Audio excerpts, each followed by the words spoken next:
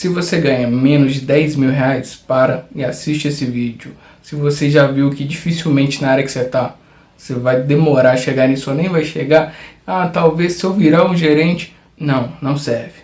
Para e assiste. Porque nenhuma das possíveis carreiras que eu vou citar aqui agora, você precisa de virar um gerente boladão para poder ter esse tipo de remuneração. É tudo questão de tempo e eu vou te explicar por quê. Eu sou Arthur, da Direção Tech, e estamos aqui para te ajudar a quebrar barreiras para você conseguir entrar na área de tecnologia. Então, fica à vontade, qualquer dúvida que você tiver sobre o que eu estou explicando, escreve aqui que com certeza a gente vai responder. Eu vou falar de paixão e de afinidade, porque você vai ver que as áreas têm muita diferença entre elas, e é um assunto delicado, mas também eu vou falar de remuneração, porque todo mundo tem que pagar boleto, não é? E se a TI puder te ajudar nas duas coisas, por que não? E se você já ganha esses valores, mas conhece alguém que não, talvez valha a pena compartilhar. E lembra que a área de tecnologia é extremamente democrática e que as pessoas que trabalham nela não estão preocupadas com um diploma de faculdade, elas estão preocupadas com conhecimento e com a ação. E para o conhecimento a internet está aí para te ajudar. Temos várias profissões vinculadas a projeto de software que não são necessariamente desenvolvedores. E eu vou falar aqui mais dessas áreas, não das áreas de infraestrutura, porque essas áreas são as que são mais valorizadas no mercado e que mais tem vaga. Eu vou dar um resumão de cada uma. Talvez depois a gente entre mais a fundo em cada uma, mas é para você só ter uma ideia. Só que é importante ressaltar que todas elas, a base é a programação, sim. Por quê? Porque a programação envolve raciocínio lógico, tá? Tem muita gente aqui que tem um mito que precisa ser bom em matemática para poder trabalhar com software. Não precisa. E o programador, o desenvolvedor de software, ele passa o dia construindo algoritmos. Então ele trabalha o dia inteiro com raciocínio lógico, desenvolvendo esse raciocínio lógico na cabeça dele. Isso ajuda em todas as outras áreas. Você vai perceber à medida que eu for explicando cada uma delas. Então vamos lá. Analista de negócios ou analista de processos. Mas como assim? Nós não estávamos falando de tecnologia? Aí você vai me trazer alguém que analisa processos, que avalia os negócios da empresa? Sim, porque é daí que nascem os softwares.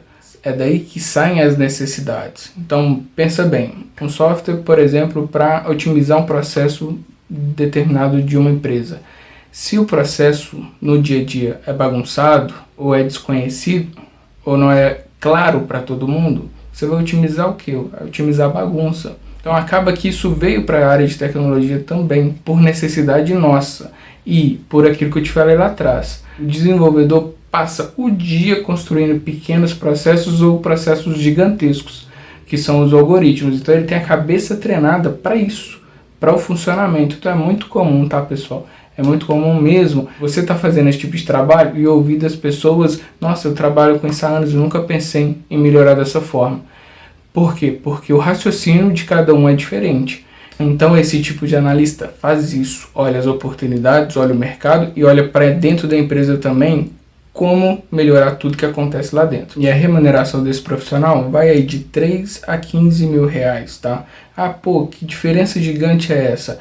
É importante você entender que dentro de cada sub-área existem muitos níveis a serem alcançados ali. E à medida que você vai tendo experiência e vai adquirindo conhecimento, é que você vai avançando nesses níveis. E os valores também vai variar de quão a empresa valoriza aquele profissional, de qual é a capacidade financeira da empresa, tá?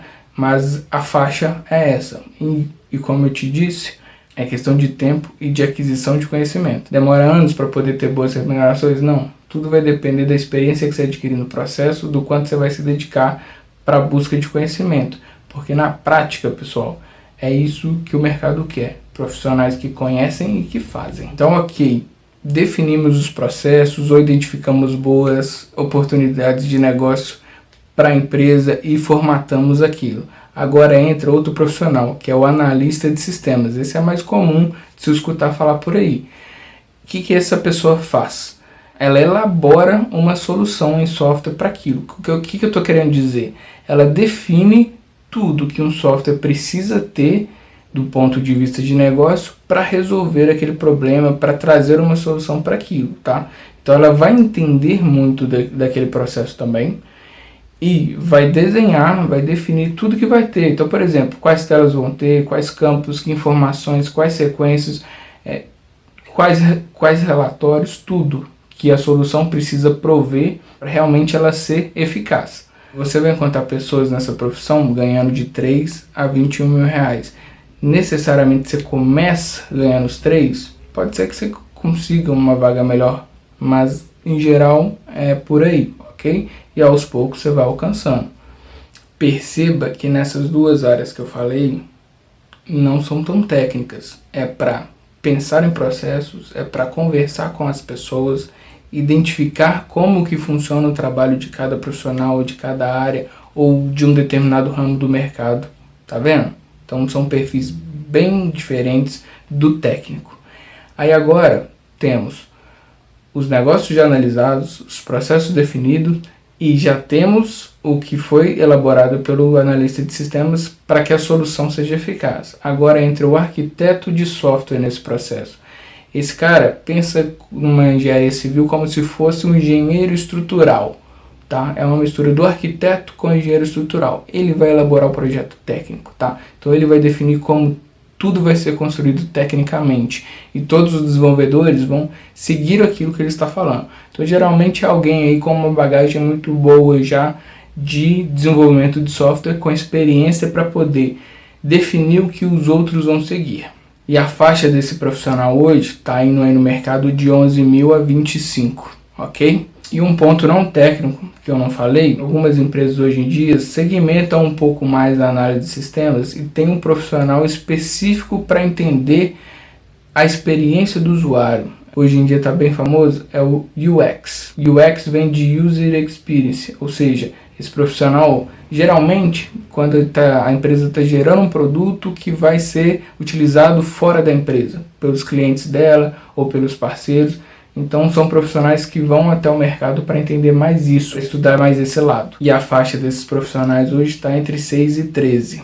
E aí falamos das definições de negócio e das definições técnicas. Tem as definições visuais também, tá, pessoal? E como a maioria dos projetos são web, tanto para notebook quanto para celular, então vou falar aqui também da profissão do web designer, que é quem define visualmente como que vai ser. Então é ele que vai trazer beleza para aquilo que foi definido pelo analista de sistemas, pelo UX em termos de usabilidade, mas ele vai deixar em termos técnicos, ele vai fazer a construção de código para isso. E a faixa desses profissionais aí hoje está entre 2 e 8 mil. E depois de passar por isso tudo aí chegam os famosos desenvolvedores, os famosos programadores, que são quem de fato vão construir a solução, tá? E tem até vídeo mais aprofundado aqui com a gente que a gente explica como é que realmente essa profissão funciona, tá bom? Dá uma olhada lá depois. E a faixa dessa galera está entre 3 e 17 mil, na maioria dos casos. Existem desenvolvedores que ganham mais que isso, mas eu estou falando aí da maioria das vagas que você vai encontrar. E quando a gente está falando de desenvolvedores, para cada tecnologia que existe uma faixa de remuneração diferente, tá, pessoal? Então, de acordo com a linguagem que o desenvolvedor trabalha, se ele é um desenvolvedor front-end, back-end, low-code, mobile, ou para software embarcado, pensa, seu micro-ondas tem um software rodando dentro dele, seu carro provavelmente também. Construído o software. Isso tudo não é uma linha de produção não, tá, pessoal? Essas coisas vão se misturando ao longo do processo. É mais algo num processo espiral, que a gente chama, tá bom? Isso vai acontecendo ao longo de todo o processo, ao longo de todo o projeto. E depois de cada construção, pensa, eu não construo um projeto de um carro novo e coloco na rua para vender. Da mesma forma, eu não vou construir um software para controlar dinheiro da empresa ou o salário dos funcionários, ou seja, até para poder controlar um avião. Fiz e coloquei para rodar. Existem profissionais que trabalham especificamente para poder fazer os testes, para poder garantir a qualidade. Então são os QAs ou testers. Existem equipes inteiras para poder fazer esse processo, para garantir que o que vai sair na ponta, está funcionando bem, 2, realmente atende o que foi especificado lá atrás pelos outros profissionais. E a faixa dos testers está entre 2 e até 18, porque o pessoal de qualidade mais avançado faz algoritmos para poder testar os outros algoritmos. Então é um processo bem interessante aí, que vem cada vez mais avançando por causa das necessidades do mercado. E tem um outro profissional aí, que não necessariamente é um gestor, mas ele cuida para facilitar a vida de todo mundo que está envolvido no projeto. A responsabilidade dele é tirar impedimentos, é intermediar entre as áreas, tanto entre todos esses profissionais que eu te contei, quanto nas áreas de negócio, as áreas que estão demandando o software ou até do mercado. É o famoso Scrum Master. Talvez você já ouviu de metodologias ágeis, e essa figura é extremamente importante, cada vez mais valorizada no mercado. E essa galera está com uma remuneração hoje aí de 7 a 14 mil. E temos a galera aí que é um híbrido do pessoal de infraestrutura e do pessoal de desenvolvimento de software, que é o pessoal que cuida dos servidores, que é responsável pela implantação, disponibilizar o software para quem precisa usar. É o profissional chamado de DevOps, tá? É um nome um pouquinho diferente aí no mercado, e que ele cuida da infraestrutura, mas também cria software, cria algoritmos para poder automatizar muita coisa da infraestrutura. Então são profissionais que aí também estão na faixa de 4 a 18. E para quem gosta um pouquinho mais de infraestrutura, tá aí uma boa dica. Outro profissional que talvez você não conheça: todo software trabalha com o quê? Com dados, e precisa armazenar dados, trabalha com informação, precisa transformar esses dados em informação. E nós temos o DBA, Database Administrator. Esse profissional é exclusivamente para cuidar dos dados, cuidar dos bancos de dados. E para poder otimizar a interação do software construído com o banco de dados. Então, às vezes é o próprio desenvolvedor que faz esse trabalho, mas dependendo do nível do projeto, precisa muito de alguém exclusivo, muito de alguém muito bom nesse assunto. Então, como precisa de alguma experiência prévia já, esse profissional já começa com a faixa mais alta, de 5 a 15 hoje em dia. E outra profissão que está ficando cada vez mais difundida e que está saindo muita pós-graduação nesse assunto é o cientista de dados. O que essa pessoa trabalha? Ela busca informações dentro de todos aqueles dados que a empresa possui, mas informações que ainda não foram descobertas. É literalmente isso, tá? Então ele vai se debruçar em cima dos dados para poder descobrir coisas novas, e aí daí saem produtos novos, saem processos novos, saem filosofias novas. Talvez a empresa está investindo num produto há anos e talvez não é o mais interessante para ela, ou como vender mais para o cliente. Esse profissional está se tornando cada vez mais valioso, as empresas estão entendendo o valor desse cara, e a faixa desse profissional está aí hoje de 6 a 25. E tem um profissional que domina todas essas áreas que a gente conversou aqui hoje, que é o engenheiro de software. O ideal é que todo gestor, na verdade, seja um engenheiro de software, pois ele domina cada parte desse processo e traz técnicas de engenharia para poder auxiliar esses profissionais, auxiliar que isso seja otimizado. A remuneração dele hoje também está nessa faixa aí de 6 a 25 mil. Para todas essas profissões, tá, pessoal, existem salários até maiores do que esses que a gente está falando aqui. A gente está trazendo para vocês o que acontece na maioria das empresas, tá bom? Porque, por exemplo, quando sai um anúncio do Google para engenheiro de software, o salário inicial lá já é 25 mil. Mas pensa no processo para poder conquistar uma vaga dessa. E ainda tem inteligência artificial, que está trazendo novas profissões aí a cada dia. Mas me preocupei aqui em trazer para você as profissões mais difundidas já no mercado. As outras a gente vai conversando depois. Talvez você não soubesse que tinha tanta gente envolvida num projeto de software. No software que você utiliza aí, nos todos os seus aplicativos, seja do banco, seja um jogo, seja o WhatsApp, seja o sistema da sua empresa. E se gostou do que ouviu, se interessou, lembra, não independente de idade, independente de com que você trabalha hoje em dia, reflita e pense em entrar na área, pense em migrar. Estamos aqui para poder te ajudar. Um abraço e a gente vai se falando.